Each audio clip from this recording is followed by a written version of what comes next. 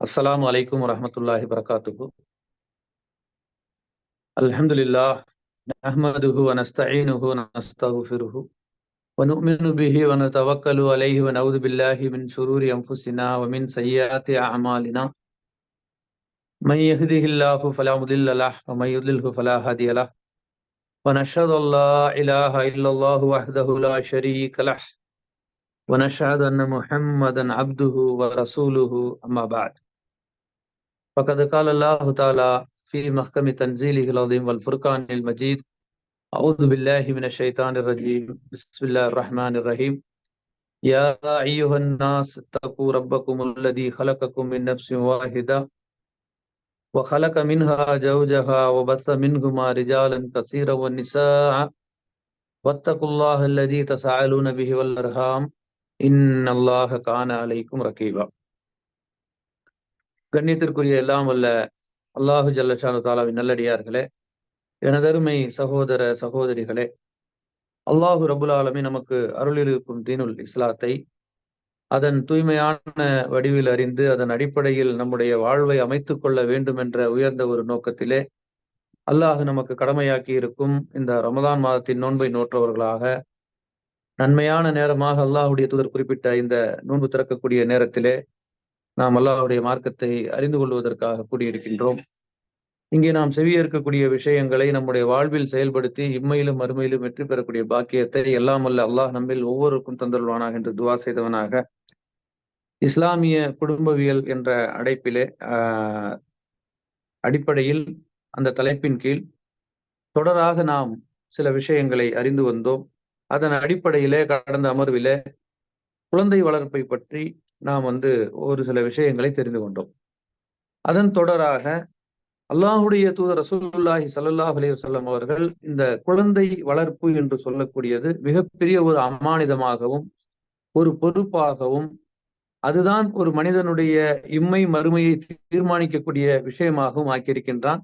ஆனால் அல்லாஹ் நாடியவர்களுக்கு பெண் மக்களை கொடுக்கிறான், நாடியவர்களுக்கு ஆண் மக்களை கொடுக்கிறான், நாடியவர்களுக்கு இரண்டும் கலந்து கொடுக்கிறான், நாடியவர்களுக்கு இல்லாமலும் ஆக்கி விடுகின்றான் என்ற அந்த வசனங்களை எல்லாம் நாம் பார்த்தோம். அப்ப அதை தொடர்ந்து இப்போ நமக்கு பிள்ளைகள் இருக்கின்றன என்ற நிலையில் அந்த பிள்ளைகள் நமக்கு ஒரு சோதனை. அல் மாலு அல் பனூன ஃபித்னத் ஹயாத்தி துனியா, அல்லாஹ் தஆலா சொல்லி காட்டுறான், மக்கட்செல்வமும் பொருட்செல்வமும் இந்த உலகத்திலே உங்களுக்கு ஒரு சோதனை என்று வேறில்லை. அப்போ இந்த சோதனையில் நாம வெற்றி பெறணும். அப்ப வெற்றி பெறணும்னா என்ன செய்யணும்? எந்த ஒரு விஷயத்தில் நாம் வெற்றி பெறுவதாக இருந்தாலும் அதை பற்றிய அறிவை நாம பெற்றுக்கொள்ளணும். அதை பற்றிய விஷயங்களை நாம தெரிந்து கொள்ள வேண்டும். எந்த ஒரு போட்டியில் நீங்க கலந்துக்க போறீங்க, சும்மா தூங்கி அப்படியே போவீங்களா? கடைக்கு போற மாதிரி அப்படி போக மாட்டோம். அதற்கான பயிற்சி எடுப்போம், அதை பற்றி தெரிந்து கொள்வோம். எதிரே யார் நிக்க போறா, களத்துல யார் வரப்போறா, இப்படிலாம் பல விஷயங்களை தெரிந்து அதன் அடிப்படையில் தான் நம்முடைய அந்த சோதனையில நாம களம் இறங்குவோம். அப்ப அந்த மாதிரிதான் இந்த உலக வாழ்க்கை என்பதே ஒரு சோதனை களம். அல்லாஹ் ரப்புல் ஆலமீன் தனது திருமறையில சொல்லும்போது சொல்லி காட்டுகின்றான், அல்லதி கலக்கல் மௌத்த வல் ஹயாத்த லியபுலுவக்கும் ஐயுக்கும் அஹ்சனு அமலா. சும்மா பிறந்தோம் வாழ்ந்தோம் மடிந்தோம் என்று சொல்லக்கூடிய ஒரு உயிரியாக மனிதனை நாம் படைக்கவில்லை. மனிதனை ஒரு சோதனை களமாக இந்த உலகத்தை ஆக்கி அவனுக்கு ஒரு மரணத்தையும் ஒரு வாழ்வையும் கொடுத்து இதில் யார் சிறந்த கர்மங்களை செய்கின்றார்கள் என்பதை நாம் பார்ப்பதற்காகத்தான் இந்த பூமியில உங்களை பரவ விட்டிருக்கிறோம் என்று சொன்னால், ஒரு மனிதனுடைய பிறப்பு முதல் இறப்பு வரை அவன் ஒரு சோதனையில் தான் இருந்து கொண்டிருக்கின்றான். அப்ப பெரும்பாலும் ஒரு சிலர் ஒரு கட்டம் வரும் பொழுது நாம எல்லா விஷயத்திலும் ஓரளவு இந்த நம்ம சொல்லுவோம் இல்லையா, ஒரு செட்டில்டுன்னு சொல்ற மாதிரியான ஒரு நிலைக்கு வரும் பொழுது நாம் எல்லாத்திலும் வெற்றி பெற்றதாக நினைப்போம். ஆனா இந்த உலக வாழ்க்கையில் வேணுமால் நீங்க வெற்றி பெற்றுக்கலாம். ஆனா மறுமை வாழ்க்கையில வெற்றி பெறக்கூடிய சோதனை அப்பதான் உங்களுக்கு சோதனை, இரண்டாம் சோதனை அங்கே துவங்கும்.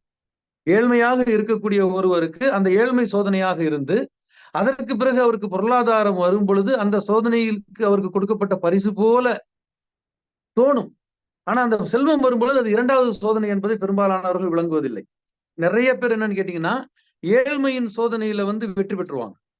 ஒரு சோதனையை அல்லாஹ் தஆலா ஏழ்மையை சோதிப்பான், பொருளாதாரத்தை கொடுப்பான். அப்போ அவங்க ஹலாம் எது ஹலால் எது ஹராம் எதுன்னு பார்ப்பாங்க. கரெக்டா அவங்கள நம்ம தப்பு செஞ்சிடக்கூடாது அப்படின்னு சொல்லி ஓரளவு இது பண்ணிடுவாங்க. அதே அவங்களுக்கு பொருளாதாரம் வரும் பொழுது இதெல்லாம் ஷைத்தான் கண்ணை விட்டு மறைச்சிருவான். அந்த பொருளாதார செலவு செய்யறதுல ஒரு இஸ்ராஃபோ, அல்லது பொருளாதாரத்தை நான் தான் திரட்டினேன் என்ற ஒரு கர்வமோ, அல்லது தேவையுடையவர்கள் யாரேனும் கேட்கும் பொழுது அதில் தவறு இழைத்தோ, உரிமையுடையவர்கள் வந்து கேட்பாங்க. நபிசுல்லாசலம் கழுத்துல இருக்க துண்டை பிடிச்சி கேட்டாங்கல்ல. அப்ப நபிசுல்லாசலம் வந்து சஹாபாக்கள் கோவப்பட்டு அவர் அடிக்க போகும்போது, விட்டுருங்க அவர் கேட்டதை கொடுத்து அனுப்புங்கன்னு. ஏன்னா அவருக்கு உரிமை இருக்கிறது.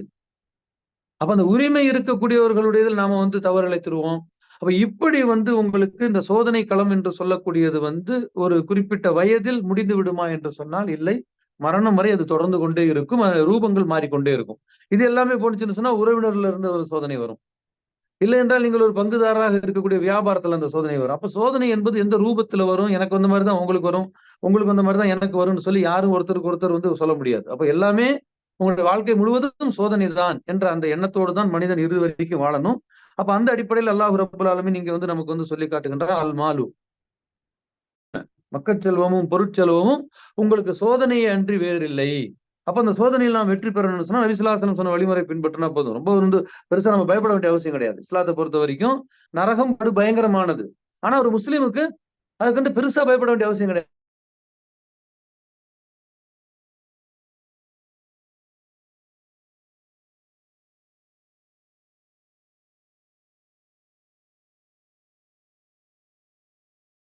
அஜிர்னி மினன்னார், அல்லாஹும் அஜிர்னி மினன்னார், அல்லாஹும் அஜிர்னி மினன்னார்.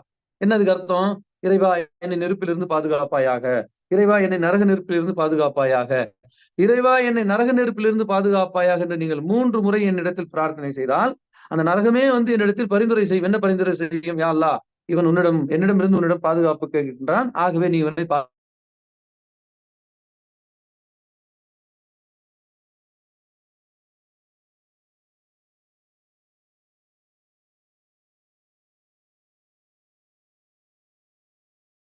அதன் அடிப்படையில் வளர்த்தா உங்க கடமை முடிஞ்சு போச்சு. அதுக்கப்புறம் அவனுடைய நாட்டம்.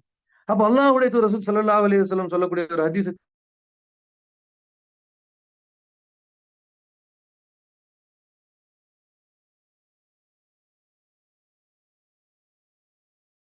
அவர்களுக்கு அளித்திடும் நல்ல கல்வியும் நல்ல ஒழுக்கமே ஆகும். அப்ப அல்லாஹ்வுடைய தூதர் நபி ஸல்லல்லாஹு அலைஹி வஸல்லம் உங்களுடைய குழந்தைகளுக்கு அன்பளிப்பு செய்யுங்கள்ங்கிறாங்க.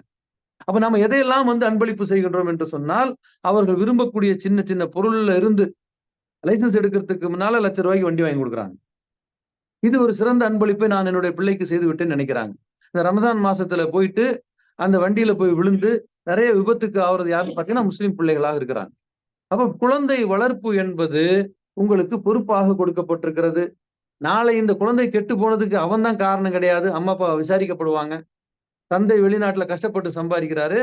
அவர் வந்து ஒரு 4 கிலோமீட்டர் வந்து ₹10 கொடுத்து டாக்ஸில போனா நடந்து போவாரு. பையன் என்ன செய்வான்னு கேட்டீங்கன்னா, ₹2,00,000 அங்க வண்டிய வாங்கிக்கிட்டு, அதுல ஒரு ₹2,000 பெட்ரோல போட்டுக்கிட்டு, ரமதான் மாசத்துல நைட்ல வந்து வேகமா போவான். இப்ப கடந்த வருஷத்துல கூட ஒருத்தன் போய் டவுன் பஸ்ஸுக்குள்ளாரே புகுந்துட்டாங்க.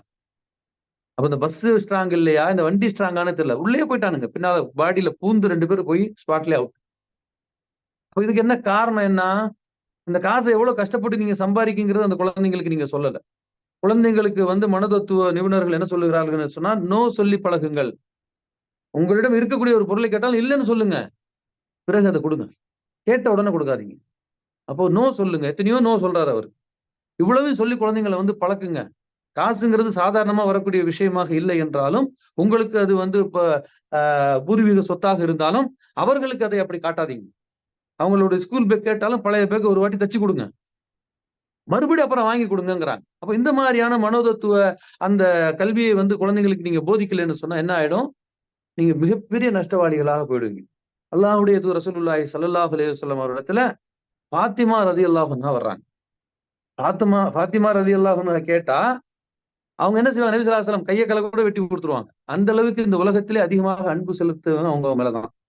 அவங்களுக்கு 2 பிள்ளைங்க. கணவன் இவங்களுக்கெல்லாம் வந்து அந்த மாவு அரைக்கணும், ரொட்டி சுடணும். இதெல்லாம் வந்து அடுப்பு வேலைகள் இதெல்லாம் வேலை அதிகமா இருக்குன்னு சொல்லி சொல்லும்போது யாரோ சொல்றாங்க, இப்பதான் வந்து போர்ல கிடைச்ச பொருள்கள்லாம் இருக்குது.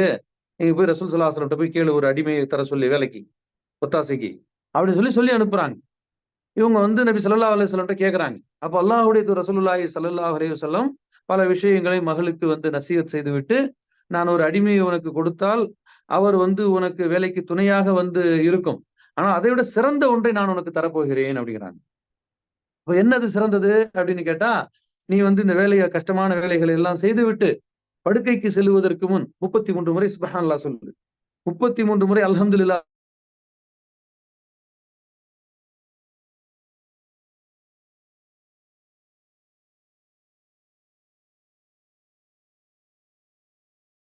நானே என்னுடைய ஈரக்கொலை, என்னுடைய மகள் ஃபாத்திமா, இந்த இருக்கிறாங்க 10 அடிமையை கூட்டி போ கொள்ள வேண்டும் என்பது எப்படி சொல்றாங்க? அப்ப நபி ஸல்லல்லாஹு அலைஹி வஸல்லம் குழந்தைகளுக்கு நீங்க சொத்தை சேர்த்து வைங்கன்னு சொல்லல. சொத்துல அதுக்காக சேர்த்து வைக்க கூடாது. அது அடுத்த ஹதீஸ் நமக்கு அது படிப்பினை சொல்லும். இந்த ஹதீஸ்ல என்ன சொல்றாங்கன்னு கேட்டா, குழந்தைகளுக்கு நீங்க செய்யக்கூடிய அன்பளிப்புகளிலே மிக சிறந்த அன்பளிப்பு எது என்று சொன்னால், நல்ல கல்வியும் நல்லொழுக்கமும். அப்ப நல்லொழுக்கத்தை வந்து யார் போதிப்பா? ஒரு 12வது வரைக்கும் படிச்சவர் வந்து நான் கல்வியின் மூலம் கற்றுக்கொண்ட ஒழுக்கம்னு ஒரு விரல விடுங்க. அம்மா அப்பாவோட எப்படி நடந்துக்குன்னு உங்களுடைய கிளாஸ்ல யாராச்சும் கிளாஸ் லெசன் எடுத்தாங்களா? ஒரு சில பள்ளிக்கூடத்துல சில ஆசிரியர்கள் இருக்கிறாங்க. நீதி போதனை ஒரு கிளாஸ் வரும். அவங்க படிச்ச ஏதாச்சும் புத்தகத்திலிருந்து எடுத்து சொல்லுவாங்க. நம்மளுடைய பாட புத்தகத்துல அது இல்லவே இல்ல. யாரை எப்படி ஏமாத்தலாம்? இதெல்லாம் வந்து பாட புத்தகத்துல மறைவாக இருக்கும். நான் ஏற்கனவே கூட ஒரு அமர்வுல சொல்லியிருந்தேன். இப்பவும் பாடத்திட்டத்துல வச்சிருக்கானா என்னன்னு தெரியல. 2ஆம் வகுப்பு பாட புத்தகம். 2ஆம் வகுப்புன்னு சொன்னா என்ன அவனுக்கு என்ன வயசு? 7 வயசு. 7 வயசுக்கு எதை போதிக்கிறான் அப்படின்னு கேட்டா, பாடத்திட்டத்துல இருக்குதுங்க. இப்போது இருக்கா இல்லையான்னு தெரியல. உங்களுக்கு எல்லாம் பிள்ளைங்க பாட புத்தகம் எடுத்து படிச்சு தான் தெரியும். ஒரு நரி வந்து தவறுதலா போய் கிணத்துல விழுந்துருது. நரி வழி தவறி கால் இடறி கிணத்துல விழுந்துருச்சு. கிணத்துல விழுந்துட்டு உட்கார்ந்துகிட்டு சத்தம் போடுது. பல மிருகங்கள் வந்து எட்டி பாக்குது. அப்ப வேற ஒரு மிருகம், அது எந்த மிருகம்னு தெரியல.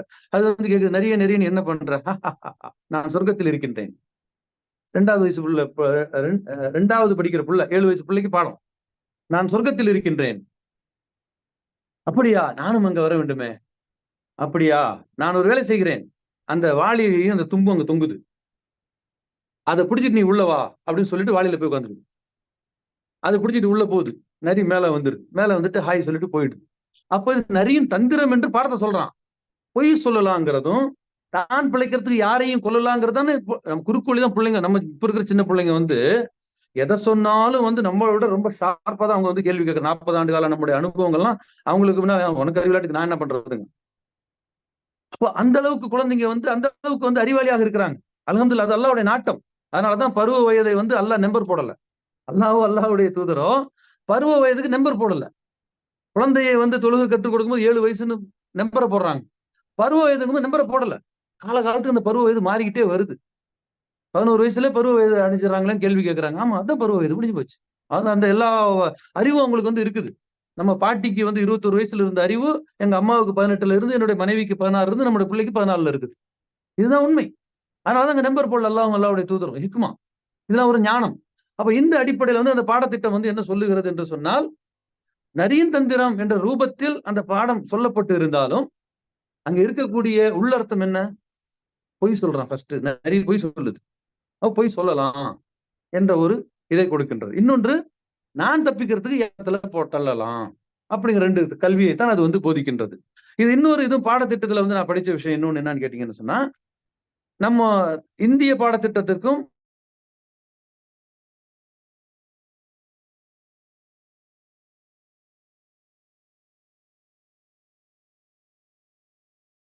போகுமா? பிள்ளைங்க எல்லாம் கோரஸா சொல்லும், போகாது. அப்ப நீ 5 கடனை வாங்கு. அன்னைக்கு ஆரம்பிச்ச கடன் இன்னைக்கு ஒவ்வொருத்தன் தலையிலும் பல லட்சம் ரூபாய் கடனா இருக்கு. இந்தியா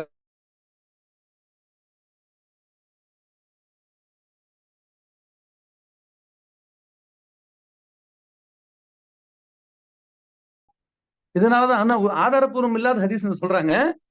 சீனாவில் இருந்தாலும் கல்வியை போய் தேடு நபி ஸல்லல்லாஹு அலைஹி வஸல்லம் சொன்னதா ஒரு ஹதீஸ் சொல்லுவாங்க. கல்வி சீனாவில் இருந்தாலும் போய் தேடுன்னு சொல்லி. அப்ப சீனாவில் நல்ல கல்வி இருக்கிறது என்பது நமக்கு சொல்ற. ரொம்ப ஹானஸ்டா அந்த பீப்புள்ஸ் வந்து ஒர்க் பண்ணுவாங்கன்னு அங்க போயிட்டு வந்த மக்கள் எல்லாம் சொல்லுவாங்க. அதுக்கு என்ன காரணம்னு கேட்டா, இந்த சின்ன பிள்ளையில நம்ம போடக்கூடிய புத்தி தான். அதனால தான் நபி ஸல்லல்லாஹு அலைஹி வஸல்லம் சொல்றாங்க, உங்களுடைய குழந்தைங்களுக்கு நீங்க காசு பணம் சேர்த்து வைங்க. அவங்க சம்பாரிச்சுவாங்க. அல்லாஹ் அவங்களுக்கு நாடி நேரத்துல அந்த ரிஸ்க கொடுத்துருவான். அன்பளிப்புகளிலே சிறந்ததுன்னு சொன்னா நல்ல கல்வியும் நல்லொழுக்கமும். அப்ப நல்லொழுக்கம் என்பது எங்கே உங்களுக்கு போதிக்கப்படுகின்றது? அந்த நம்ம ஃபேமிலில இருந்து அது வந்து போகணும். அப்ப தாய் தந்தை ஒழுக்கமாக இருந்தால் அந்த குழந்தை ஒழுக்கமாக இருப்பார்கள். குழந்தைங்க பேசுவாங்க பாருங்க. அந்த சிலாகல்லே தெரிஞ்சு அவங்களுடைய பெற்றோருடைய வளர்ப்பு எப்படி என்று சொல்லி. இதற்குத்தான் ஒரு அறிஞன் சொல்லுகின்றான், குழந்தைகள் கெட்ட வார்த்தையை பேசாது. நிறைய வார்த்தை பேசுதே அப்படின்னு நம்ம சொல்லுவோம். கேட்ட வார்த்தையை பேசுங்கிறான்.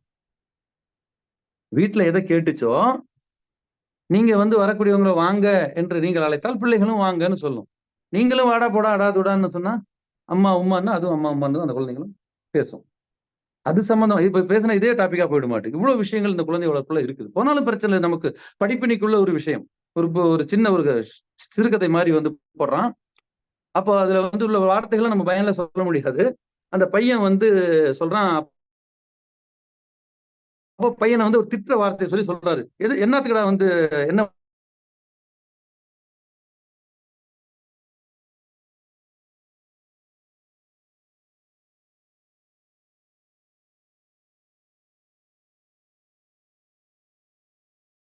சொல்றது? அப்போ அப்பா போட்டோ இருக்குது. ஒரு பார்க்ல வந்து ஒரு தந்தை 2 கையும் பின்னால கட்டிட்டு நடந்து போவார். அதுக்கு பின்னால 2 வயசு குழந்தையும் பின்னால கையை கட்டிட்டு நடக்கும். சோ இவங்க தான் அவங்கள ஃபாலோ பண்றாங்கிறது சொல்லக்கூடிய ஒரு கருத்து படம் பார்த்திருப்பீங்க. ஒரு தந்தை என்ன செய்யறாருன்னா பின்னால 2 கையை கட்டிட்டு அப்படியே வாக் பண்றாரு. கொஞ்சம் டிஸ்டன்ஸ் விட்டு அலைக்கும் ஸலாம் வரஹ்மத்துல்லாஹ். கொஞ்சம் டிஸ்டன்ஸ் விட்டு ஒரு 2 வயது குழந்தை அதே மாதிரி பின்னால கை கட்டிட்டு நடக்குது. அப்ப நம்ம வந்து பார்த்து தான் நம்மளுடைய ஒரு குழந்தைக்கு வந்து ரோல் மாடல் யாருன்னு கேட்டா தந்தை தான். அப்ப தந்தையுடைய பங்கு என்பது குழந்தை வளர்ப்பில் மிக முக்கியமானதாக இருக்கின்றது. ஆகவே இந்த குழந்தைங்களுக்கு இந்த மோட்டார் சைக்கிள்லாம் லைசென்ஸ் வாங்குறதுக்கு முன்னால வாங்கி கொடுக்காதீங்க. லைசென்ஸ் வாங்கினதுக்கு அப்புறம் கொடுங்க. 18 வயசுல எதுக்கு லைசென்ஸ் வச்சிருக்காங்க? அப்போ ஒரு பக்குவம் வந்துரும் அவனுக்கு. அப்படி வாங்கி கொடுக்கும்போது கூட உங்ககிட்ட காசு இருந்தாலும் ஒரு செகண்ட் ஹேண்ட்ல பழைய மோட்டார் சைக்கிள வாங்கி கொடுங்க. அவன் எடுத்துட்டு போய் 100, 150ல போய் இப்ப வந்து பஸ்ல போய் பூந்து சாகிறத விட எத்தனை சம்பவங்கள் பாருங்க. இந்த டூ வீலருடைய விபத்துகளில் தமிழ்நாட்டை பொறுத்த வரைக்கும் சதவீதத்துல பார்த்தா முஸ்லீம் பிள்ளைங்க தான். எல்லாம் வெளிநாட்டு காசு. இப்ப இது என்ன இதன் மூலம் நீங்க என்ன நாடுறீங்க? அப்ப அல்லாஹ்வுடைய தூதர் ரசூலுல்லாஹி ஸல்லல்லாஹு அலைஹி வஸல்லம் சொல்றாங்க, தந்தை தன் மக்களுக்கு அளிக்கும் அன்பளிப்புகளில் மிகவும் சிறந்தது அவர்களுக்கு அளித்திடும் நல்ல கல்வியும் நல்ல ஒழுக்கமே ஆகும். அவர் நல்ல ஒழுக்கத்தை போதியுங்கள். அவர்களுக்கு தொழுகையை கற்றுக் கொடுங்கள். அவர்கள் கையால் உங்களுடைய தான தர்மங்களை செய்யுங்கள். இப்ப வெளிநாட்டுல இருக்கிறவங்க எல்லாம் இப்ப இங்க இருந்து ஒவ்வொருத்தங்களுக்கு தனியா 10 பேருக்கு 10,000 ரூபாய் அனுப்பணும்னு சொன்னா அதுக்கு ஒரு 1000 ரூபாய் செலவாகும். பையனுடைய அக்கௌண்ட்ல வந்து போட்டுட்டு இந்தாப்பா கூகுள் பேல இந்த அக்கௌண்ட்ல இவங்களுக்கு 1000 ரூபாய் கொடு, இவங்களுக்கு 2000 ரூபாய் கொடு, இவங்களுக்கு 10,000 ரூபாய் கொடு, உங்க சித்தி கொடு, மாமிக்கு கொடு, இயலாதவங்களுக்கு கொடு. அந்த குழந்தைகளை கொண்டு நீங்க தர்மம் செய்தா அப்பா இதெல்லாம் செய்யறாரு, நம்மளும் நாளைக்கு செய்யணும் அப்படின்ற பிராக்டிக்கல் வரும். இதுதான் அவங்களுக்கு நாங்க கொடுக்கக்கூடிய சிறந்த கல்வி. கல்வின்னு சொன்னா நீங்க எம்பிபிஎஸ் எம்கா அது போயிடும், அது கல்விதான். அந்த கல்வி என்ன செய்யும்? வறுமையிலிருந்து பாதுகாக்கும். ஆனால் இந்த கல்விதான் அந்த குழந்தையை மறுமையிலிருந்து பாதுகாக்கும். அப்ப சிந்தித்து பார்க்க வேண்டும்.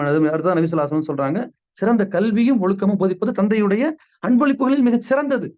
அப்ப அதுக்கு வந்து முக்கியத்துவம் கொடுங்க. அதுக்கு மாற்றமாக நம்ம ஏதாச்சும் செஞ்சிருந்தா தௌபா செஞ்சுட்டு இனி வரும் காலகட்டங்கள்ல அந்த குழந்தைகளுக்கு அதை வந்து நாம வந்து போதிக்கணும் என்றால் நாளை நம்ம இடத்துல அல்லாஹ் தஆலா இதை விசாரிப்பான். குழந்தையை எப்படி வளர்த்த நீ? அவன் கொடுத்த செல்வத்தை கஷ்டப்பட்டு நீ வந்து சம்பாரிச்சு காசை விரயம் பண்ணிய.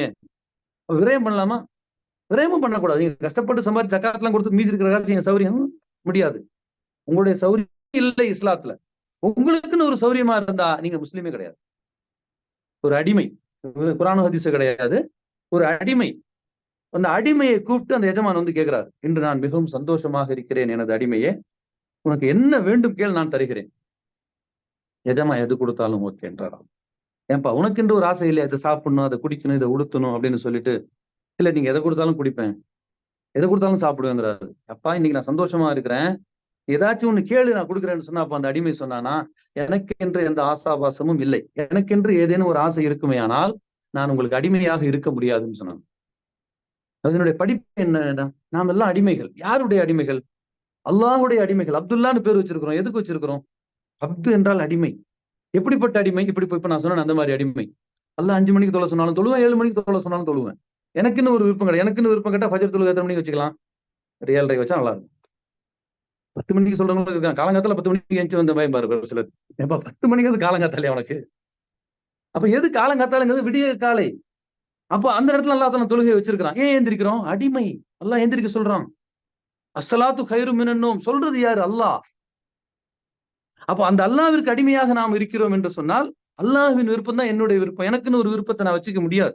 அப்ப நமக்கென்று ஒரு சௌரியம் கிடையாது. நமக்கென்று ஒரு விருப்பம் கிடையாது. அப்ப அல்லாஹ் தஆலா இந்த குழந்தைகளை பற்றி மறுமையிலே விசாரிப்பான். ஆகவே குழந்தை வளர்ப்பு என்பது நமக்கு கொடுக்கப்பட்டிருக்கக்கூடிய மிகப்பெரிய ஒரு பொறுப்பு.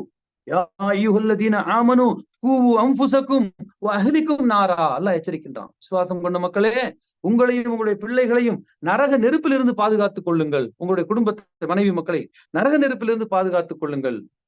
அந்த நரக நெருப்பு என்பது மிக கடுமையானது. அதுல இருந்து யாருமே தப்ப முடியாது. அங்கிருந்து நீங்க உங்களுடைய எந்த ஊர் இந்த உலகத்தில் இருக்கக்கூடிய உங்களுடைய பவரை யூஸ் பண்ணி உங்களை லஞ்சத்தை கொடுத்தோ ஆசாபாசம் காட்டியோ நீங்க வந்து போக முடியாது. ஏனென்றால் அங்க இருக்கக்கூடிய காவலர்கள் மலாய்க்குகள் லா யஸூன அல்லாஹ மா அமரஹும் வ யஃபலூன மா யுமரூன். அவர்கள் மிகவும் அல்லாஹ்வுடைய கட்டளையை மட்டுமே நிறைவேற்றக்கூடியவர்கள். அதை தவிர வேறு எதனையும் யார் பேச்சையும் காது கொடுத்து கேட்க மாட்டார்கள். ஆகவே எனதருமை சகோதரர்களே, குழந்தை வளர்ப்பு என்று சொல்லக்கூடியது மிகவும் நமக்கு கொடுக்கப்பட்ட ஒரு பொறுப்பாக இருக்கின்ற காரணத்தினால், இந்த இஸ்லாமிய குடும்பவியல் என்ற இந்த தலைப்பிலே குழந்தைகளை பற்றிய அக்கறை நாம் எடுத்து செயல்படணும். வெளிநாட்டுல நம்ம கஷ்டப்பட்டு சம்பாரிச்சு காசு அனுப்புனா நமக்கு கடமை, நமக்கு சொர்க்கம் கிடைச்சிடும் அப்படின்னு நினைச்சா தப்பு. உங்களுடைய கடமைதான். அதை நீங்கள் சரியான முறையில் நிறைவேற்ற வேண்டும். குழந்தைகளுக்கு நீங்கள் கேட்டதை உடனே வாங்கி கொடுக்காதீர்கள். தாமதப்படுத்தி வாங்கி கொடுங்கள். அது கிடைக்கக்கூடிய வழியை கற்றுக் கொடுங்கள். அதற்கு கீழே இருக்கக்கூடிய குழந்தைகளை அவர்களுக்கு சுட்டி காட்டுங்கள். இதுதான் அவர்கள் சிறந்த முறையில் தான தர்மங்களை அவர்களை கொண்டு செய்ய சொல்லுங்கள். இன்னும் அவர்களுக்கு தேவையான கல்வி அறிவையும், உலக அறிவையும், மார்க்க அறிவையும் உங்களால் முடிந்த அளவு அதை போதியுங்கள். அதற்கு பிறகு மிச்சம் மீதி இருந்தா அவங்களுக்கு அதை விட்டுட்டு போகலாம். ஒரு சிலர் ஒண்ணு சொன்னா நான் எல்லாத்தையும் பள்ளிவாசல் எழுதி வச்சுட்டு போயிடுறேன்னு குழந்தைகிட்ட கோபமா சொல்றதை பாக்குறோம். அந்த மாதிரி எழுதி வைத்த நபர்கள் இருக்கிறாங்க. அந்த மாதிரி எழுதி கொடுத்ததை வாங்கிக்கிட்ட ஜமாத்துகளும் இருக்குது ஊர்ல. ரெண்டும் கூடாது. அல்லாஹ்வுடைய தூதர் ரசூலுல்லாஹி ஸல்லல்லாஹு அலைஹி வஸல்லம் ஒரு சஹாபி வர்றார். அல்லாஹ்வுடைய தூதர், என்னுடைய சொத்தை எல்லாம் நான் என்ன செய்யறேன்? தர்மம் பண்றேன். உனக்கு மக்கள் இல்லையா கேட்கிறாங்க. பிள்ளைங்க இருக்கிறாங்க, ஒரு பயிலும் உருப்படி இல்லை, அதனால முழுசா கொடுக்க போறேன் நான். முடியாதுன்ட்டாங்க நபி ஸல்லல்லாஹு அலைஹி வஸல்லம். இதை நான் பெற்றுக்கொள்ள மாட்டேன். பிள்ளைகளுடைய உரிமை அது. அவன் நல்லவனோ கெட்டவனோ அவன் அல்லாஹ்வுக்கு பதில் சொல்லுவான். உன்னுடைய ஹக்கு அவனுக்கு இருக்குது, அவனுக்கு கொடுத்தது. இல்ல அல்லாஹ்வுடைய தூதரே, நான் பாதியாச்சும் கொடுக்குறேன். முடியாது. 3ல் ஒரு பகுதியாச்சும் கொடுக்குறேன், என்கிட்ட இருந்து வாங்கிக்கங்க. இது இன்னும் அதிகம்தான். நீங்கள் வற்புறுத்திய காரணத்தால் இது காரணம் என்ன? மார்க்க அறிவு குறைவு. பள்ளிவாசல் நிர்வகிக்கக்கூடியவர்கள் எப்படி இருக்கணும்? மார்க்க அறிவோடு இருக்கணும். ஒருத்தர் கூப்பிடுறாரு, நான் வீடு குடி போகணும், நல்ல நேரம் சொல்லுங்கன்னு சொன்னா, தப்புப்பா, நல்ல நேரம் கெட்ட நேரம் எதுவும் கிடையாது. காலத்தை நல்லது கெட்டது சொன்னா அல்லாஹ்வுக்கு ரொம்ப மனசு சங்கடமாகும். இதுதான் மார்க்கம். இதை சொல்லணும். அப்ப அல்லாஹ் ரப்பல் ஆலமீன் என்ன சொன்னதா நபி ஸல்லல்லாஹு அலைஹி வஸல்லம் நமக்கு சொல்லி காட்டினாங்க. யசுப்பு பனி ஆதம். நபி ஸல்லல்லாஹு அலைஹி வஸல்லம் சொல்றாங்க, ஆதமுடைய மகன் என்னை ஏசுகிறான். ஆதமுடைய மகன் என்னை நோவினை செய்கிறான். எந்த ஆதம் பாய் மகன் கிடையாது. நம்ம எல்லாம் ஆதமுடைய மக்கள் தான். நம்மளதான் சொல்றான். அல்லாஹ் தஆலா சொல்லி காட்டுகின்றான். இது ஹதீஸுல் குதுசி. ஹதீஸுல் குதுசி என்ன? அல்லாஹ் கூறுகிறான்னு தொடங்கும். நம்ம நபி ஸல்லல்லாஹு அலைஹி வஸல்லம் சொல்றாங்க, அல்லாஹ் கூறுகின்றான், ஆதமுடைய மகன் என்னை நோவினை செய்கின்றான் காலத்தை குறை கூறுவதன் மூலம். காலத்தை போய் குறை சொல்றான். நல்ல நேரங்கிறான், கெட்ட நேரங்கிறான். நான் லைல் அனன் நஹார் அனத்தஹர். நான் தான் காலம்ங்கிறான் அல்லாஹ் தஆலா. நான் தான் காலம், இதை இயக்குவோம் நான் தான். ஒரு பொருளை நீங்க குறை சொன்னீங்கன்னா என்ன அர்த்தம்? உண்டாக்கியவன தானே குறை சொல்றீங்கன்னு அர்த்தம். அப்ப அது யார் உண்டாக்குறா? இந்த இரவையும் பகலையும்? இதை எப்படி நீங்க குறை சொல்ல முடியும்? அப்ப இதை குறை சொல்லுவதன் மூலம் நீங்க என்ன செய்றீங்க? அல்லாஹ்வை நோக்கி இதை சொல்லணும். அப்ப இந்த மாதிரி பள்ளிவாசல நீங்க போய் முழு சொத்தையும் கொடுக்குறீங்கன்னு சொன்னா, பெற்றுக்கொள்கிறார்கள் என்று சொன்னால் அவர்களுக்கு மார்க்க அறிவு குறைவு என்று அர்த்தம். அப்ப மார்க்கம் என்ன சொல்லுகின்றது? நபி ஸல்லல்லாஹு அலைஹி வஸல்லம் அவ்வாறு பெற்றுக்கொள்ளக்கூடாது. குழந்தைங்க இருந்து அவங்களுக்குள்ள ஹக்கு. அதிகபட்சமாக 3ல் ஒரு பங்கை பெற்றுக்கொள்ளலாம். இன்னும் சொல்ல போனா இந்த குழந்தைகளுடைய அந்த வளர்ப்பிலே, துவக்கத்திலே தெரியாமல் செய்யக்கூடிய, எல்லாரும் செய்யக்கூடிய தவறுகளும் குறைகளும் என்னன்னு சொன்னா, சின்ன சின்ன பொய்களை நாம் சொல்லுவது. ஆனால் இஸ்லாத்தில் பொய் என்று இருக்கின்றதை தவிர சின்ன பொய் பெரிய பொய்ன்னு கிடையாது. அது அல்லாஹ் தஆலா தான் நாடுனா மன்னிப்பான், நாடுனா தண்டிப்பான். அந்த ரூபத்துல நம்ம சின்ன பொய் பெரிய பொய்ன்னு சொல்லிக்கலாம். பொய்யில சின்ன பொய், இவ்வளவு பெரிய பொய்யை சொல்லிட்டான், பொய் தான். சின்ன பொய் தான் சொன்னேன், பொய் தான்ப்பா. பொய் தான். எதுக்கு பொய் சொல்லக்கூடாது நபி ஸல்லல்லாஹு அலைஹி வஸல்லம் சொன்னாங்க தெரியுங்களா? சிரிக்க வைக்கிறது கூட சொல்லாதுன்றாங்க. யாரு சொல்லியிருக்க அந்த உலகத்துல இந்த செய்தியை? 4 பேர் சிரிக்கணும்னு சொன்னா, இன்னைக்கு நீங்க பாத்தீங்கன்னு சொன்னா, நம்ம எல்லாரும் வெவ்வேறு மாவட்டத்தை சேர்ந்தவங்க தான். உங்களுடைய உறவினர்களை பாத்தீங்கன்னா, எல்லா உறவினர்லயும் ஒருத்தர் இருப்பாரு. அவர் எங்க வந்தாலும் அப்படியே ஒரு 10 பேர் சேர்ந்துருவாங்க. அவர் பேசுறதெல்லாம் என்ன இருக்குன்னு கேட்டா, அந்த சொந்த பந்தங்களை பத்தி குறை கூறியோ அல்லது பொய்யான தகவல்களை சொல்லி மக்களை சிரிக்க வைப்பதோ அவங்களோட டியூட்டியா இருக்கும். அவளை சுத்தி மக்கள்லாம் இருப்பாங்க. இப்படி சில பேர் இருக்கிறாங்க. ஆனா ஒரு முஸ்லீம் இதை செய்யக்கூடாதுங்கிறாங்க நபி ஸல்லல்லாஹு அலைஹி வஸல்லம். பிறரை சிரிக்க வைப்பதற்கு கூட நீங்கள் பொய் சொல்லாதீர்கள் என்று சொன்னாங்க நபி ஸல்லல்லாஹு அலைஹி வஸல்லம். அப்ப அல்லாஹ்வுடைய தூதர் ரசூலுல்லாஹி ஸல்லல்லாஹு அலைஹி வஸல்லம் ஒரு முறை போறாங்க. அப்துல்லாஹ் இப்னு ஆமிர் ரலியல்லாஹு அன்ஹு அவங்களே அறிவிக்கிறாங்க இந்த ஹதீஸ. நபி ஸல்லல்லாஹு அலைஹி வஸல்லம் எங்களுடைய வீட்டிற்கு ஒரு முறை வந்திருந்த பொழுது, நான் விளையாடி கொண்டிருக்கும் பொழுது, என்னுடைய தாயார், இங்கே வா, உனக்கு ஒன்று தரப்போகிறேன் என்று கூறினார். அப்துல்லாஹ் இப்னு ஆமிர் சிறுவராக இருக்கிறார். அவர் விளையாடி கொண்டிருக்கிறார். அவர் வீட்டுக்கு நபி ஸல்லல்லாஹு அலைஹி வஸல்லம் வந்திருக்கிறாங்க. அவங்களுடைய தாயார் சொல்றாங்க, இங்கே வா, உனக்கு ஒன்று தருகிறேன்னு சொல்லி அப்படி கையை வச்சுக்கிட்டு காட்டுறாங்க. பிள்ளைங்களை அப்படி கூப்பிடுறதுக்காக. அப்ப உடனே நபி ஸல்லல்லாஹு அலைஹி வஸல்லம் போன டியூட்டி வேற. அதை பார்த்துட்டு வர வேண்டியதானே? இங்க கேட்கிறாங்க, இந்த மாதிரி நீ எதனேனும் தருவதற்காக அவனை இங்கு அழைத்து விட்டு கொடுக்கவில்லை என்றால் உன்னுடைய செயலேட்டில் இந்த பொய் எழுதப்படும். அது முதல்ல இப்படி கேட்கறாங்க, இந்த சில விளக்கத்துல கேட்கறாங்க, இந்த மாதிரி நீ ஏதேனும் தர விரும்புகிறியா, இல்ல சும்மா அப்படி கையை மூட்டிட்டு குழந்தைங்க வரதுக்காக கூப்பிட்டேன்னா, இல்ல நான் உனக்கு ஒரு பேரிச்சம்பழம் கொடுக்கலான்னு ஆசைப்பட்டேன், அதுதான் கூப்பிட்டேன் அப்படின்னாங்க. அப்ப கூட விட்டுருக்கலாம், ஓகே தான் சொல்லிட்டு. அப்பவும் சொல்றாங்க நபி ஸல்லல்லாஹு அலைஹி வஸல்லம், அப்படி இல்லை என்று சொன்னால் இந்த சொல் உன்னுடைய பதிவேட்டில் நீ ஒரு பொய் கூறியதாக எழுதப்படும் என்று சொன்னால், சுப்ஹானல்லாஹ். நம்ம எத்தனையோ வாட்டி நம்ம குழந்தைங்கிட்ட அழுவாத, நான் அதை வாங்கி கொடுக்குறேன், இதை வாங்கி கொடுக்குறேன்னு நம்ம சொல்லியிருப்போம். கண்டிப்பாக அது பதிவு செய்யப்பட்டிருக்கும். சஹாபாக்களுடைய பொய் பதிவு செய்யப்பட்டா நம்முடைய பொய் பதிவு செய்யப்படாதா? யாரு அவங்க? அப்துல்லா இப்னு ஆமிர் ரலியல்லாஹு அன்ஹு உடைய தாயார். அவங்களும் ஒரு முஸ்லீம், அவங்களும் ஒரு சஹாபி, நபி ஸல்லல்லாஹு அலைஹி வஸல்லம் கூட இருந்திருக்கிறாங்க. அவங்களுடைய பொய்யே மலக்குகள் பதிவு செய்யறாங்கன்னு சொன்னா, மலக்குகள் வந்து பார்க்க மாட்டாங்க. ரசூல் ஸல்லல்லாஹு அலைஹி வஸல்லம் இருக்கிறாங்க, அவர்ட்ட கேட்கணும், அதெல்லாம் அவங்களோட டியூட்டி அவங்க செஞ்சுட்டே போயிடுவாங்க. ஏற்கனவே சொட்டு காட்டினல, லா யஸூனல்லாஹ மா அமரஹும். அல்லாஹ் கட்டளையிட்டு விட்டான். இந்த இவ்வளவு ஆயிடுச்சு, 6, 5 ஆயிடுச்சு. 6, 7க்கு என்னுடைய உயிரை கொண்டு போகணும்னு சொன்னா, நீங்க எத்தனை பேர் இங்க இருந்தாலும் ஒண்ணு வருவாங்க, பைய போட்டு போயிட்டே இருப்பாங்க. வயஃபலூன மா யுமரூன். அவர்களுக்கு இடப்பட்ட கட்டளையை மட்டுமே செய்வார்கள். அப்ப மலக்குகளுக்கு என்ன கட்டளை இடப்பட்டிருக்கின்றது? ஒவ்வொரு மனிதன் மேலும் சாட்டப்பட்ட மலக்குகள் நம்முடைய செயல்களை பதிவு செய்து கொண்டே இருப்பார்கள். அப்ப இது ஒரு பொய்யாக பதிவு செய்யப்படும். ஆகவே இஸ்லாத்துல சின்ன பொய், பெரிய பொய் என்பது கிடையாது. ஆகவே குழந்தைகளிடத்துல சில சமயத்துல ஒரு உங்களுடைய நண்பராகவே இருக்கலாம், போன் பண்ணலாம், அவர்கிட்ட பேசுறதுக்கு உங்களுக்கு விருப்பம் எல்லாம் இருக்கலாம். போன் எடுத்து அப்பா இல்லைன்னு சொல்லிடு அப்படின்னு நம்ம சொல்லிடுவோம் பிள்ளைங்க கிட்ட. அது பிள்ளைகளுடைய உள்ளத்துல ஆழமாக பதியும். அப்பா வீட்டுல இருந்துட்டே இல்லைன்னு சொல்றாரு, இப்படி சொல்றது பெரிய தப்பு இல்ல. இப்படி சொல்றது பெரிய தப்பு கிடையாது. தப்பு எங்க அப்பா தப்பு செய்வாரா? ஏன்னா அவங்க அதற்கு பிள்ளைகளுக்கு நாம தான் ரோல் மாடல். நம்முடைய அலைஹிஸ்ஸலாம் நம்ம பிள்ளைகளுக்கு நாம தான் ரோல் மாடல். ஆகவே நம்முடைய செயல்களை அவர்கள் பார்க்கின்றார்கள், நம்முடைய சொற்களை அவர்கள் கேட்கின்றார்கள், நம்முடைய நடத்தையை அவர்கள் பார்க்கின்றார்கள், நம்முடைய ஒவ்வொரு விஷயத்தையும் அவர்கள் உட்கொள்கின்றார்கள். ஆகவே அந்த குழந்தைகளுக்காக உங்களை நீங்கள் சரிப்படுத்திக் கொள்ளுங்கள்.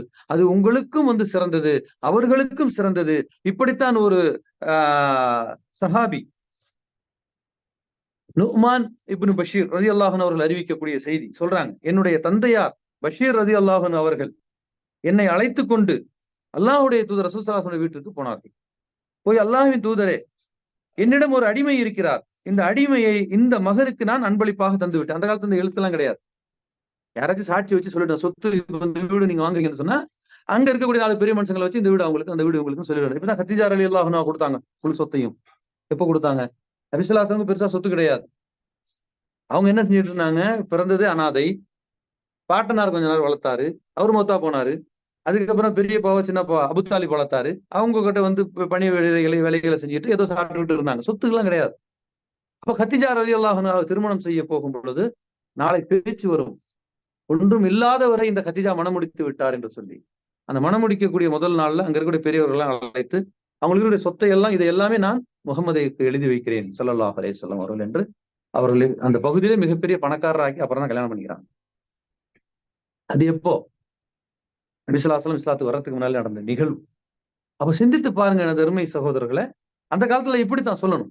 அப்போ இவர் என்ன செய்யறாரு? பையனை கூட்டு போறாரு, ஒரு அடிமையை கூட்டு போறாரு, நபி ஸல்லல்லாஹு அலைஹி வஸல்லம் சாட்சியாக வைக்கிறாரு.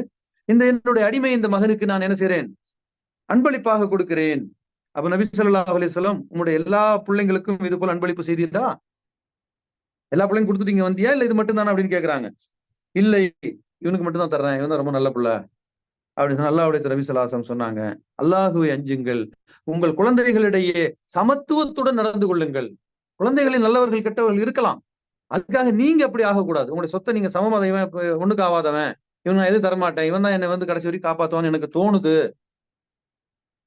உங்களோட சொத்தை நீங்க வச்சுக்கங்க. அன்பளிப்பு கொடுப்பதாக இருந்தா, இன்னொன்னு என்னன்னு கேட்டீங்கன்னா, உயிலா நீங்க எழுதி வைக்கலாம். அது சரியான முறையில் இருந்தால் பின்னால் இருக்கவங்க செயல்படுத்துவாங்க, இல்லை என்றால் அதை மாற்றி அமைப்பாங்க. ஆனா உயிரோடு இருக்கும்போது நீங்க அன்பளிப்புகள் கொடுப்பதாக இருந்தால் எல்லா பிள்ளைகளுக்கும் சமமாக கொடுங்கள். இல்லை என்றால் மறுமையில் இதை பற்றி விசாரிக்கப்படும் என்று நபி ஸல்லல்லாஹு அலைஹி வஸல்லம் அவர்கள் குழந்தைகளிடத்தில் அந்த பொருளாதார விஷயத்துல மிக சரியான முறையில் நடந்து கொள்ள வேண்டும் என்று நமக்கு உபதேசம் செய்திருக்கின்றார்கள். இது வந்து பஷீர் ரலியல்லாஹு அன்ஹு அவர்களுக்கு மட்டும் செய்த உபதேசம் கிடையாது. நம்ம எல்லோருக்கும் இறுதி நாள் வரைக்கும் வாழக்கூடிய மக்களுக்கு அல்லாஹ்வுடைய தூதர் ரசூலுல்லாஹி ஸல்லல்லாஹு அலைஹி வஸல்லம் செய்த உபதேசம். ஆகவே அல்லாஹு தஆலா தனது திருமறையிலே சொல்லக்கூடிய இந்த ஆயத்தை முதல்ல சொல்லி காட்டுகின்றேன். அதனுடைய இன்னொரு ஆயத்தை எப்படின்னு கேட்டீங்கன்னு சொன்னா, அல்லாஹ் தஆலா சொல்லி காட்டுங்கன்னா, நம்பிக்கை கொண்ட மக்களே, விசுவாசிகளே, உங்களுடைய மனைவியரின் பிள்ளைகளிலும் உங்களுக்கு விரோதிகளும் இருக்கின்றார். உங்களுக்கு எதிராக செயல்படக்கூடியவர்களாக இருப்பார்கள். அதற்காக நீங்கள் வந்து என்ன செய்ய முடியாது? நீங்கள் உங்களுடைய அந்த கொடுக்கக்கூடிய விஷயத்துல பாராபட்சம் காட்டிவிடக் கூடாது என்று மனைவியர்கள் விஷயத்துல சொல்லி காட்டுறாங்க. ஒரு 2 மனைவி இருக்கிறாங்க. அதுல வந்து ஒரு சிலர் வந்து என்ன சொல்லுவாங்க, பெரிய மனைவி சின்ன மனைவி அப்படி சொல்லக்கூடாது இஸ்லாத்துல.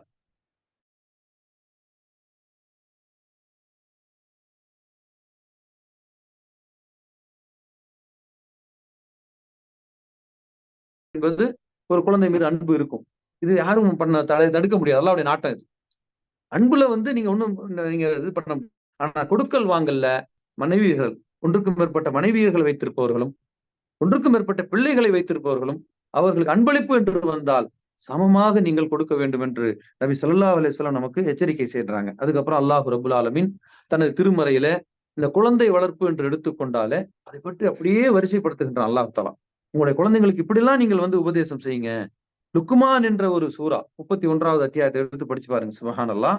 அதுல வந்து அல்லாஹ் தஆலா வந்து சொல்லி காட்டுகின்றான். வ இது கால லுக்மான இப்னிஹி வ ஹுவ யஈதுஹு. லுக்மான் தன்னுடைய மகனுக்கு வந்து உபதேசம் செய்தார். என்ன உபதேசம் செய்தார்? யா புனைய லா துஷ்ரிக் பில்லாஹ் இன்ன ஷிர்க லதுல்முன் அதீம். அல்லாஹ் தஆலா பல தூதர்களை பற்றி குர்ஆன்ல சொல்றான். தூதர் அல்லாத நபர்கள் என்று சொன்னால் அதுல இவங்க ஒருத்தங்க. லுக்மான் என்று சொல்லக்கூடியவர் இறை தூதர் கிடையாது. ஒரு அறிஞர் என்று சொல்லுகிறார்.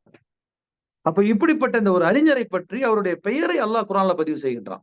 ஒரு அத்தியாயமே அவருடைய பெயரில் இருக்கின்றது என்றால் எந்த அளவிற்கு அதுல ஒரு முக்கியமான மேட்டர் இருக்கும் பாருங்க. ஒரு அத்தியாயத்திற்கு ஒரு பெயரை அல்லாஹ் சூட்டுகிறான் என்று சொன்னால் அது அந்த அளவு முக்கியத்துவம். அப்ப லுக்மான் என்ற அந்த சூறாவுக்கு என்ன முக்கியத்துவம் என்று கேட்டால் அதில் குழந்தை வளர்ப்பு நமக்கு சொல்லப்பட்டு இருக்கின்றது. அந்த குழந்தைகளுக்கு நீங்கள் சொல்லக்கூடிய அந்த உபதேசங்களில் முதல் உபதேசமாக எது இருக்க வேண்டும் என்று சொன்னால் அவர்கள் எடுத்துக்கொண்ட முதல் உபதேசம் யா புனைய லா துஷ்ரிக் பில்லா இன்ன ஷிர்க லதுல்முன் அதீம். எனது அருமை மகனே, நீ அல்லாஹ்விற்கு இணை வைத்து விடாதே. இணை வைத்தல் என்பது மிக பெரும் அநியாயமாகும். இந்த உலகத்துல ஒரு காசு பணத்தை வாங்கி ஏமாத்துருவார், அநியாயம் பண்ணிட்டான்னு சொல்லுவோம். ஒருத்தர் 4 பேர் ஒருத்தனை போட்டு அடிச்சிருவான், மிகப்பெரும் அநியாயம். அல்லாஹ்வுக்கு இணை வைக்கிறத பார்த்து நம்ம அநியாயம் சொல்லியிருக்கோமா? ஆனா இவைகளை விட இது மிகப்பெரிய அநியாயம் என்று அல்லாஹ் தனது குர்ஆன்ல சொல்லி காட்டான். இப்படி உங்களுடைய குழந்தைகளுடைய உள்ளத்துல நீங்க வந்து போடுங்க. ஏன் என்று கேட்டால் குழந்தைகள் எவ்வளவுதான் வந்து அறிவில் சிறந்து விளங்கினாலும் தாய் தந்தையருடைய அந்த உபதேசத்தை அவர்கள் கடைசி வரை பின்பற்றுவார். எத்தனையோ பேரு அவங்க அம்மா அப்பாலாம் பார்த்தா இப்பலாம் இல்ல எங்க அப்பா இப்படிதான் சொன்னாங்க, எங்க அம்மா இப்படிதான் சொல்லும். ஏன் என்று கேட்டா அதுதான் அவர்களுக்கு வந்து முதல் உபதேசங்கள். அது குழந்தைகளுடைய உள்ளத்தில் ஆழமாக பதியும். ஆழமாக அதை பதிய வைப்பதற்காக முதலாக உங்களுடைய குழந்தைகளுடைய உள்ளத்திலே அந்த தௌஹீதை பதிய வையுங்கள். ஏகத்துவ சிந்தனையை பதிய வையுங்கள். அல்லாஹ் ஒருவனை தவிர வேறு யாரும் இல்லை என்பதை அவருடைய உள்ளத்திலே பதிவு செய்யுங்கள். ஒருவேளை அப்படி அது தவறு இழைத்தால் அது மிகப்பெரிய அநியாயம் என்பதையும் அவர்களுக்கு சுட்டிக்காட்டுங்கள் என்று அல்லாஹ் ரப்புல் ஆலமீன் இந்த சூரா லுக்மானிலே வந்து சொல்லி காட்டுகின்றான். ஆகவே குழந்தைகளுக்கு நாம் என்ன செய்யணும்? இதை நாம் கற்றுக் கொடுக்க வேண்டும். மேலும் லுக்மான் தன்னுடைய மகனுக்கு அறிவுரை கூறினார். எனது அன்பு மகனே, இறைவனுக்கு இணை வைக்காதே. இணை வைப்பது என்பது மிக பெரும் பாவமாகும். எனது அருமை மகனே, ஏதேனும் ஒரு பொருள் ஒரு கடுகளவு இருந்தாலும் அது மிகப்பெரிய ஒரு பாறையில் அல்லது பூமியில் மறைந்து இருந்தாலும் அதனை அல்லாஹ் வெளிப்படுத்துவான். ஏன் என்றால் அல்லாஹ் நுண்ணறிவாளனாகவும் யாவற்றையும் அறிந்தவனும் ஆகான். ஒரு பெரிய அந்த மலைக்கோட்டையில ஒரு பாறை இருக்குது, அதை காட்டுங்க பிள்ளைங்களுக்கு. இந்த பாறை இருக்குதுப்பா, இந்த பாறைக்குள்ளார ஒரு கடுகு மறைஞ்சிருக்குன்னு சொன்னா யாராச்சும் கண்டுபிடிக்க முடியுமா அது எங்க இருக்குன்னு சொல்லி? ஆனா அல்லாஹ்வுக்கு தெரியும். அதுக்குள்ள எப்படி இப்ப ஸ்கேன் பண்ணி உடம்புல ஏதாச்சும் இருந்தா கண்டுபிடிக்கிறான். ஸ்கேன் பண்ணி தொண்டையில வந்து என்னமோ முள்ளு மாட்டிக்கிறான், வயித்துல இதுங்கிறான், அதுங்கிறான், கட்டிங்கிறான், எடுக்கிறான் உள்ள இருந்து. அதே மாதிரி பூமிக்குள்ளார வந்து என்ன செய்யறான்? ஸ்கேன் பண்ணி இங்க பெட்ரோல் இருக்குது, இங்க தங்கம் இருக்குது, இங்க வெள்ளி இருக்குது. இப்படி எல்லாம் வந்து என்ன செய்யறான்? கண்டுபிடிச்சு சொல்றான். இப்படிப்பட்ட அந்த அறிவு நுண்ணறிவாளனாக அல்லாஹ் இருக்கின்றான். ஒரு பெரும் பாறையிலோ ஒரு பூமியிலோ ஒரு கடுகு எங்கே மறைந்திருந்தாலும் தெரியக்கூடிய அல்லாஹ்வுக்கு நீ எதையாச்சும் வந்து மறைச்சு வச்சாலும் தெரியும். நீ மனசுல எது நினைச்சா அதுவும் அல்லாஹ்வுக்கு தெரியும். அப்படி என்று சொல்லி நீங்க என்ன செய்யுங்க? உங்களுடைய குழந்தைகளுக்கு அதை நீங்கள் வந்து கற்றுக் கொடுங்கள். ஏனென்றால் அல்லாஹு தஆலா நுண்ணறிவாளனாகவும் யாவற்றையும் அறிந்தவனாக இருக்கிறான் என்று அல்லாஹுடைய அந்த அறிஞராக வாழ்ந்த லுக்மான் அலைஹிஸ்ஸலாம் தன்னுடைய பிள்ளைக்கு உபதேசம் செய்திருக்கிறார் என்று சொன்னால் எனது அருமை சகோதரர்களே, குழந்தை வளர்ப்பு என்பது ஒரு சாதாரண விஷயம் அல்ல. இது நமக்கு கொடுக்கப்பட்டிருக்கக்கூடிய மிகப்பெரிய ஒரு பொறுப்பாகும். இந்த பொறுப்பில் இருந்து நாம் மறுமையில் தப்பிக்க முடியாது. விசாரிக்கப்படுவார்கள். இந்த உலகத்துல நடந்த ஒரு சம்பவம், உண்மை சம்பவம் நான் படிச்சேன். ஒரு திருடி திருடி திருடி கடைசியில வந்து பெரிய கொலைக்காரனாகி தூக்கு தண்டனை கொடுக்கப்பட்டு விட்டுகிறார். தூக்கு தண்டனைக்கு முன்னால அவருடைய கடைசி ஆசை என்னன்னு சொன்னா என்னுடைய தாயாரை சந்திக்க வேண்டும் என்று சொன்னார். அந்த தாயாரை சந்திக்கக்கூடிய நேரத்துல தாயை கட்டி பிடிக்கும், தாயோடைய காதையை கடிச்சு எடுத்துட்டான் அந்த ஆளு.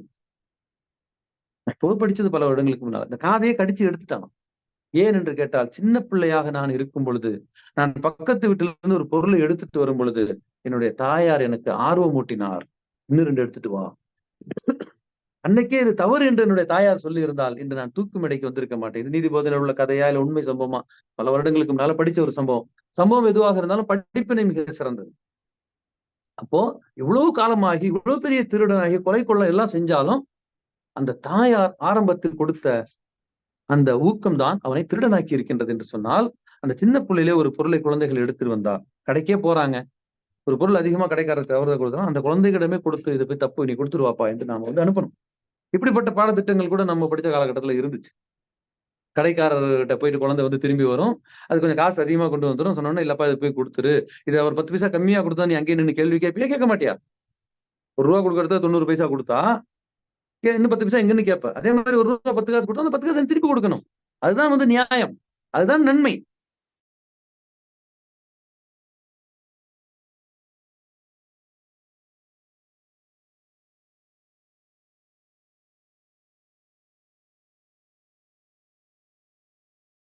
சொல்லி காட்டுறாங்க. என்னுடைய கையில் விசுவாசமா அடித்தார்கள். குழந்தை என்ன சாப்பிட்டு போதுன்னு விடல. "குழந்தையே, அல்லாஹ்வின் பெயரை கூறி சாப்பிடு. உனக்கு முன்புறத்தில் இருந்து சாப்பிட துவங்கு" அப்படின்னு சொல்லி குடுக்குறாங்க. அப்ப ஒரு செகண்ட்ல உட்கார்ந்து சாப்பிடுறோம். அங்க இங்க எடுத்து 4 பீஸ் நீங்க சாப்பிட்டு போனா மத்தவன் என்ன சாப்பிடுறான்? அப்ப அதுக்கு ஒரு இன்னும் ஒழுங்குமுறை இருக்கின்றது. நீ அங்கிருந்து சாப்பிடு. உன் பகுதிக்கு இல்லாட்டி பக்கத்துல இருக்கிறவங்க எடுத்து போடுவாங்க. மத்தவங்க அப்படி சாப்பிடுவாங்க குழந்தைய விட்டுட்டு? சாப்பிட மாட்டாங்க. நம்ம பார்ப்போம். அந்த சரியில்ல நம்ம எடுத்து வைப்போம். அப்ப இது ஒரு உண்ணும் முறை. நபி ஸல்லல்லாஹு அலைஹி வஸல்லம் கற்றுக் கொடுத்த முறை. எப்படி கற்றுக் கொடுத்தாங்க? அடிச்சாங்கங்கிறாங்க கையில. அடிங்க. அடி உதவும் ஒரு மாரி அண்ணன் தம்பி உதவ மாட்டான்னு சொன்னா. அதுக்குன்னு போட்டு தர்ம அடி அடிக்கிறது கிடையாது. சில சந்தர்ப்பங்களில் அடித்தால் தான் அது ஞாபகத்துல அவங்களுக்கு இருக்கும். அதுக்கு தான் அடிக்கிறது. வேற ஒண்ணும் கிடையாது. ஆசிரியரிடம் அடி வாங்காதவன் ஜெயில்ல போலீஸ்காரன்ட்ட அடி வாங்குவான். சொல்லுவாங்க. அப்ப ஆசிரியரிடத்தில் அடி வாங்குவது தவறல்ல. திருத்துவதற்காகத்தான் அவர் அடிக்கின்றார். அது அடித்து சொல்லக்கூடிய அந்த விஷயம் ஞாபகத்துல இருக்கும். ஆகவே அல்லாஹ்வுடைய தூதர் ரசூலுல்லாஹி ஸல்லல்லாஹு அலைஹி வஸல்லம் அந்த குழந்தை வளர்ப்பிலே உண்ணும் முறையை கற்றுக் கொடுக்கின்றார்கள். அருந்தக்கூடிய பானம் இடது கையில் குடிக்கும் பொழுது என்ன சொல்றாங்க? "நீ உன்னோடு ஒரே பாத்திரத்தில் ஒரு பூனையும் சேர்ந்து தண்ணீர் அருந்துவதை விரும்புவாயா?" கேட்கிறாங்க. கேள்வி கேட்கிறாங்க. நின்னுட்டு ஒருத்தர் லெஃப்ட்ல தண்ணி குடிக்கிறார். எல்லாரும் எல்லாத்துக்கும் வலது கை தான் பழக்கம். ஆனா தண்ணி குடிக்கும் போது இடது கை எப்படி வருதுங்கன்னு தெரியல சுப்ஹானல்லாஹ். தண்ணிய மட்டும் ஏன் இடது கையால குடிக்கிறாங்கன்னு தெரியல. பெரும்பாலும் பாருங்க 90% முஸ்லிம்களாக இருக்கக்கூடியவர்கள் அந்த இடது கையால தான் குடிக்கிறாங்க. என்னன்னு தெரியல. சாப்பிடும்போது இடது கையால சோறு ஒட்டிக்குமா? சோறு தட்டுல ஒட்டின சோத்த கழுவும்போது கிளாஸ்ல ஒட்டின சோத்த கழுவ முடியாதா? சின்ன ஒரு லாஜிக் இது. தட்டுல சோத்த போட்டு திங்கிறோம். அந்த தட்ட போய் கழுவத்தான் போறோம். அப்படியே போய் ஷோகேஸ்ல வைக்க போறது கிடையாது. கிளாஸையும் கழுவிட்டு போறோம். வலது கையில எடுத்து குடி. வெளியில சோறு பகுதி ஒட்டினா என்னன்றேன்? அது ஒரு அசிங்கமா நம்ம நினைக்கிறோம். தப்பு. வலது கையால தான் குடிக்கணும். சப்போர்ட்லாம் செய்ய வேணாம். வலது கையால எடுத்து குடிங்க. கிளாஸ கழுவிட்டு போறோம். தட்ட கழுவுற மாரி அத கழுவ போறோம். That's all. அப்ப என்னன்னு கேட்டீங்கன்னு சொன்னா, அப்படி ஒரு சஹாபி இடது கையால குடிச்சு நபி ஸல்லல்லாஹு சொல்றாங்க. ஒரு பாத்திரத்துல தண்ணிய வச்சு. அதுல நீயும் குடிக்கணும், பூனையும் குடிக்கணும். குடிப்பியா? அது எப்படி குடிப்பேங்கிறாரு அவரு. அதை விட மோசமான ஷைத்தான் அல்லவா இப்போது பருகினான். நின்று கொண்டு இடது கையால் குடித்தால், யார் ஒருவர் நின்று கொண்டு இடது கையால் குடிக்கிறாரோ, அவரோடு சேர்ந்து ஷைத்தானும் பருகுகிறான் என்று நபி ஸல்லல்லாஹு சொல்லி காட்டுறாங்க. அப்ப அமர்ந்து குடிப்பீராக, வலது கையால் குடிப்பீராக, குடிக்கக்கூடிய பானத்தை பார்ப்பீராக, பிஸ்மில்லா என்று சொல்லுவீராக, மிடறு மிடராக, ஒரு மிடரே இருந்தாலும் 3 மிடராக குடிப்பீராக, குடித்து முடித்து அல்ஹம்துலில்லாஹ் சொல்லுவீராக. சுப்ஹானல்லாஹ். தண்ணி குடிக்கிறது எவ்வளவு ஒழுங்கல் பாருங்க. ஒரு மனுஷன் அவன் இஷ்டத்துக்கு ஆடு மாடு போய் தண்ணி குடிக்குது. பறவை, குருவி, எறும்பு எல்லாமே தண்ணி குடிக்குது. அந்த மாரி நான் குடிச்சிட முடியாது. ஏனென்றால் நான் அல்லாஹ்வின் அடிமை. நான் அல்லாஹ்வுடைய தூதரை பின்பற்றக்கூடிய ஒரு முஸ்லிம். அப்ப என்னுடைய நகம் வெட்டுதல் அல்லாஹ்வுடைய தூதர் சொன்ன மாதிரி. என்னுடைய முடி வெட்டுதல் அல்லாஹ்வுடைய தூதர் சொன்ன மாதிரி. என்னுடைய ஆடை அல்லாஹ்வுடைய தூதர் சொன்ன மாரி. எல்லாமே அப்ப உண்ணும் முறை, குடிக்கும் முறை, உறங்கும் முறை. தூக்கம் வந்துச்சு நான் பாட்டுக்கு போய் படுத்துருவேன். பெட் தான் அப்படியே இருக்குது பெட்ஷீட். படுக்கைய உதற சொல்றாங்க நபி ஸல்லல்லாஹு அலைஹி வஸல்லம். இன்னைக்கு சொல்றான் ஒரு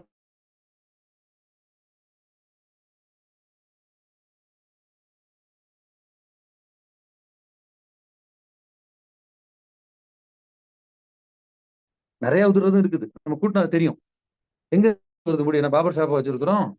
சராசரி ஒரு மனிதனுடைய உடலில் இருந்து ஏன்னா இதுக்கெல்லாம் ஒரு வளர்ச்சி இருக்கு. அல்லாஹ் தஆலா கலக்க படைத்தான்.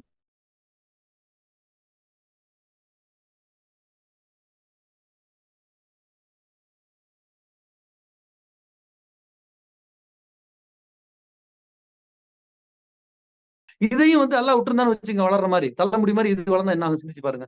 கத்தர அளவை தீர்மானிக்கிறான். பனை மரம்னா இப்படிதான் இருக்கணும், தென்னை மரம் இப்படிதான் இருக்கணும், ஆலமரம் இப்படி இருக்கணும். அல்லாஹ் தாலா ஒவ்வொன்றையும் வந்து படைத்து அதை தீர்மானிக்கின்றான். இப்படி அல்லாஹ் தாலா ஒவ்வொன்றையும் கற்றுக் கொடுக்கிறான். நபி ஸல்லல்லாஹு சொல்றாங்க, உறங்குவதாக இருந்தால் உங்களுடைய படுக்கையை உதறுங்கள்ங்கிறான். வேற எதுவும் சொல்லல. இன்னைக்கு வந்து சொல்றான், நீங்க நேத்து படுத்து காலைல எந்திச்சு போனீங்க, அதுல உங்களுடைய இறந்த செல்கள் அதுல இருக்குதுங்க, உதறுங்க படுக்கை, கண்ணுக்கு தெரியல. ஆனா நபி ஸல்லல்லாஹு அலைஹி வஸல்லம் சொல்லி இருக்கிறாங்க. அப்ப உறங்கும் முறையை கற்றுக் கொடுங்கள். குளிக்கும் முறை நான் பாட்டுக்கு போவேன், தண்ணி மண்டு ஊத்திட்டு வந்துருவேன், முடியாது. நீ ஒரு முஸ்லிம், குழந்தைங்களுக்கு கற்றுக் கொடுங்க. குளிக்கிறதா இப்படிதான் குளிக்கணும். முதல்ல நீ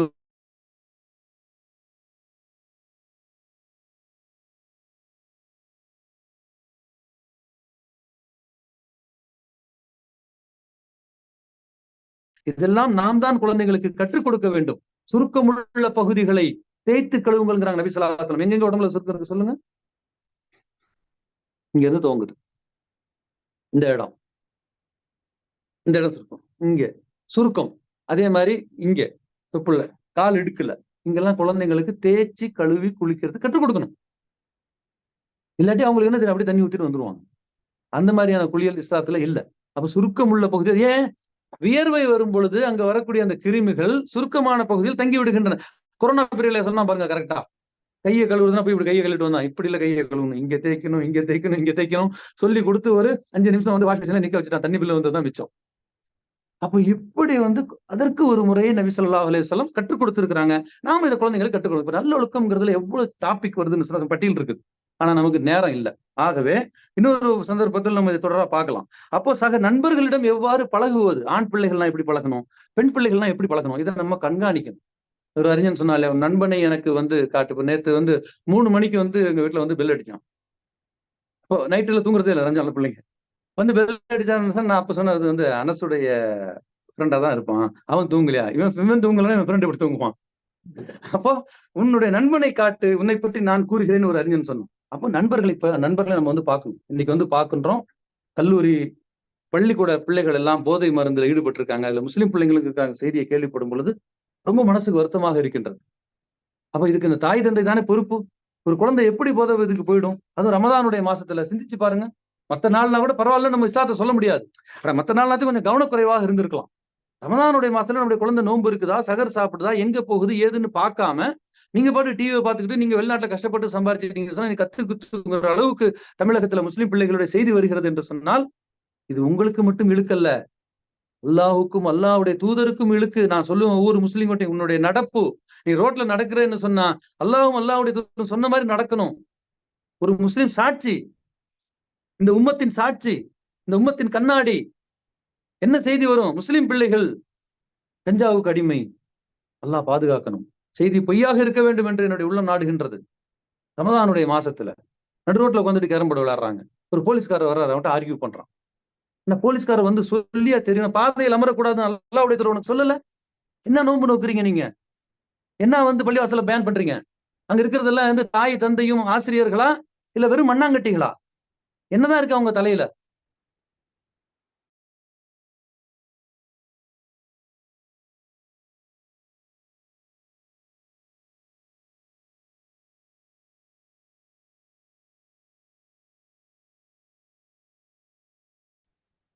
தேவையில்லை. காசு பணம் இருக்குதுங்க, துபாயில ரோட்ல எல்லாம் லைட் வைக்கிறாங்க, அது அவங்க அல்லாஹ் நிறைய கொடுத்துருக்கான். அல்லாஹ்வுடைய நபி ஸல்லல்லாஹு அலைஹி வஸல்லம் பள்ளிவாசல் இருண்டு கிடந்துச்சு, எந்த சகாபி வந்து விளக்கு வைக்கல, சாப்பிட்டுக்கல, எங்க வந்து விளக்கு வைக்கிறது. ஒரு கிறிஸ்தவ ஆஹ் ஒரு கிறிஸ்தவ சஹாபி, கிறிஸ்தவத்துல இருந்து இஸ்லாத்துக்கு வந்த சஹாபி கொண்டு வந்து என்ன செஞ்சான்னு கேட்டா, மஸ்ஜித் நபியில லைட்டா அலங்கரிச்சு விட்டாரு. நபி ஸல்லல்லாஹு அலைஹி வஸல்லம் வந்து அப்படியே மிளிர்து பள்ளி. என்னடா சொல்றது ஒண்ணும் புரியல, போய் நபி ஸல்லல்லாஹு தொலை வச்சுட்டாங்க. தொலை வச்சுட்டு வந்து கேட்கறாங்க, இது யாருடைய ஏற்பாடுப்பா இது, ஒரு விளக்கு பத்தாதான்னு கேட்டா, இவர் எந்த பயந்துட்டே எந்த நபி ஸல்லல்லாஹு அலைஹி வஸல்லம் அல்லாஹ்வுடைய தூதரே நான் தான். எதுக்கு இத்தனை விளக்கு, அல்லாஹ்வுடைய தூதரே, அல்லாஹ் அல்லாதவர்கள் வணங்கப்படக்கூடிய ஆலயங்கள் ஒளியால் மிளிரும் பொழுது அல்லாஹ்வுடைய ஆலயம் மட்டும் இருட்டில் இருக்க வேண்டும், அதனால நான் கொண்டு வந்து வச்சேன். நாங்க நபி ஸல்லல்லாஹு அலைஹி வஸல்லம் லேசாக புன்முறுவல் பூத்து விட்டு அங்கிருந்து சென்று விட்டார்கள், ஏற்றுக்கொண்டார்கள். சிந்திச்சு பாருங்க. ஏன்னா ஏதாச்சும் வந்து பைத்துல் மால்ல இருந்து செலவு பண்ணிட்டாங்களோ நபி ஸல்லல்லாஹு அலைஹி வஸல்லம் பயந்துட்டாங்க.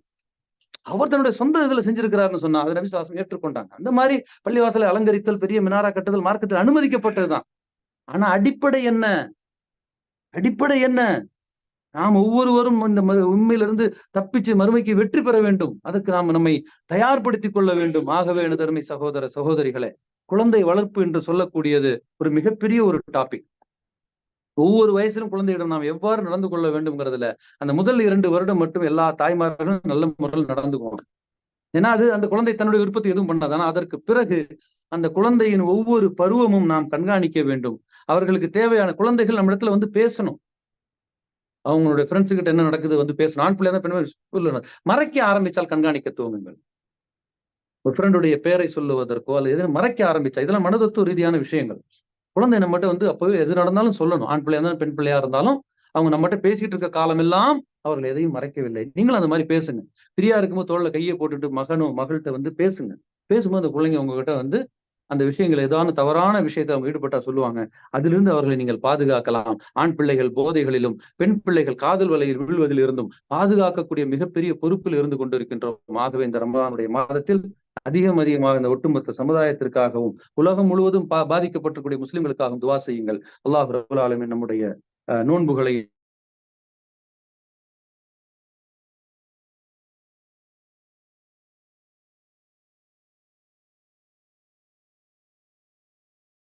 நிமிஷம் டைம் இருக்குது. கேள்வி தான் கேட்கலாம். கரெக்டா 5 நிமிஷம் 6:30 மணி முடிச்சுக்கலாம்.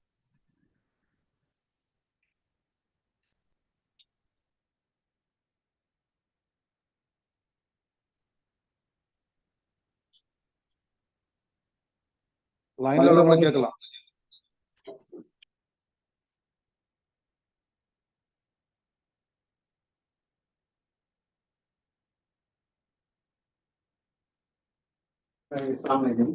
நம்ம அந்த யார்கிட்டையும் எதுவும் குடுக்கல் வேண்டாம் வந்து எழுதி வச்சு கொடுங்கிறது சாதாரணமான விஷயமா இருக்கு.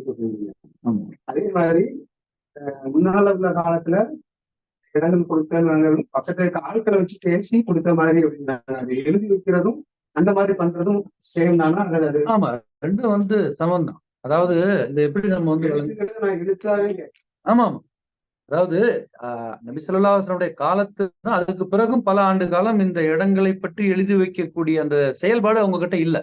இது இவருடைய இடங்கிறது தெரிஞ்சாலே போதும். இது இன்னாருடைய ஒட்டகம், இது இன்னாருடைய வண்டிங்கிற மாதிரியான ஒரு பரவலாக ஒரு புரிதல் இருக்கும்.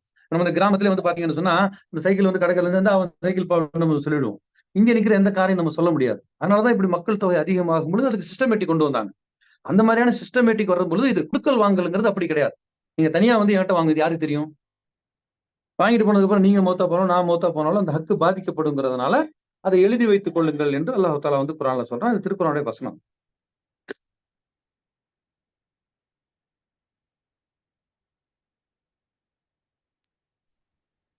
கேள்வி இருக்குதா? இல்லை முடிச்சிடலாமா?